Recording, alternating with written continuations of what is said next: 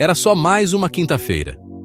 O céu sobre a cidade de Bela Vista era um azul desbotado, cansado do longo verão. As pessoas andavam pelas ruas como sempre.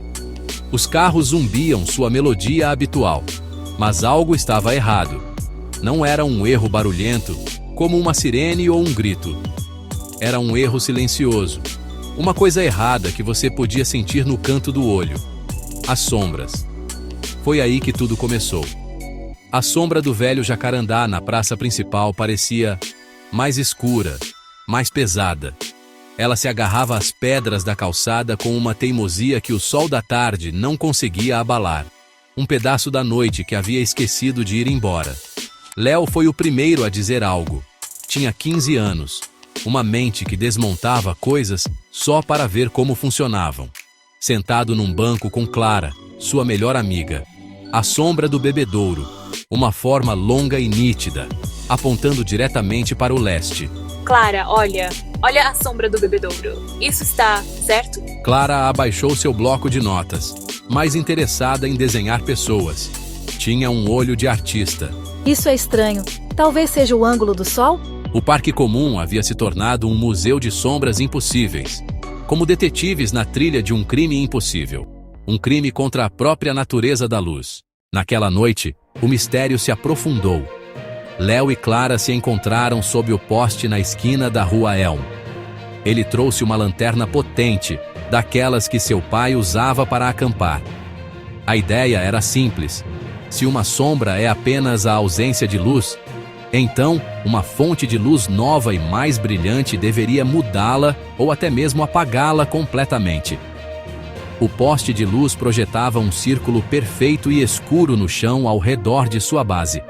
Mas, estendendo-se dele, havia outra sombra, uma linha longa e fina deixada pelo sol da tarde. Não deveria estar lá. O sol já havia se posto há muito tempo. No entanto, a sombra permaneceu, uma cicatriz escura no pavimento. Ok, você está pronta? O cone de luz branca brilhante atingiu o pavimento, iluminando cada rachadura e pedrinha solta. Mas a sombra não se moveu, não encolheu, não desapareceu. Era como se a luz da lanterna estivesse passando direto por ela. Ou talvez a sombra estivesse engolindo a luz por completo.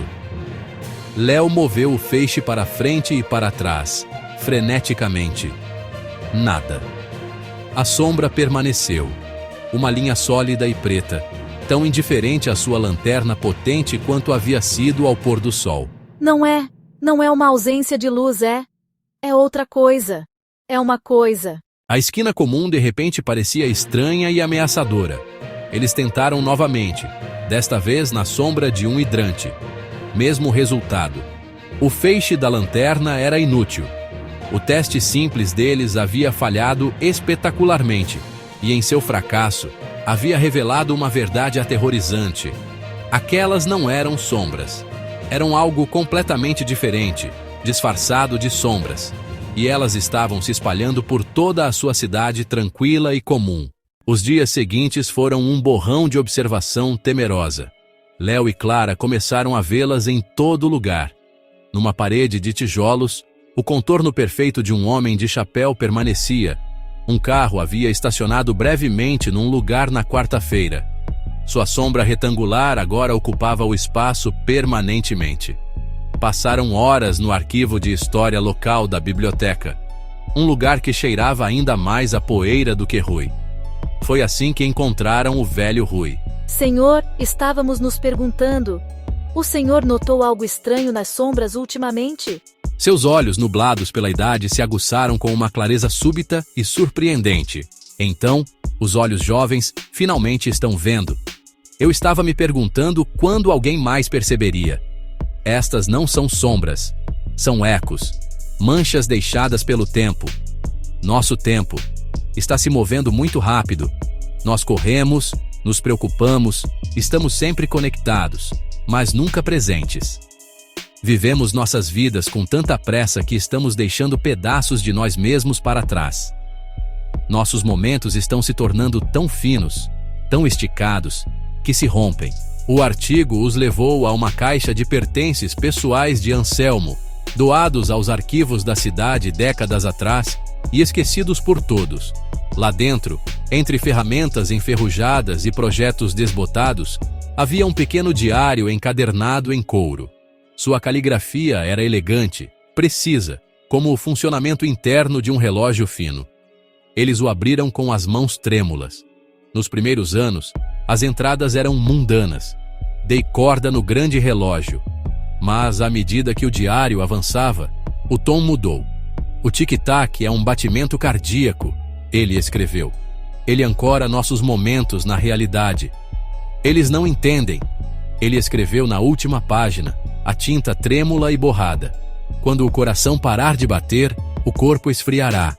A luz continuará, mas as sombras se lembrarão de onde estavam quando a batida foi perdida. A resposta estava na torre da antiga prefeitura. Entrar na torre trancada foi mais fácil do que pensavam. Eles entraram sorrateiramente depois do anoitecer.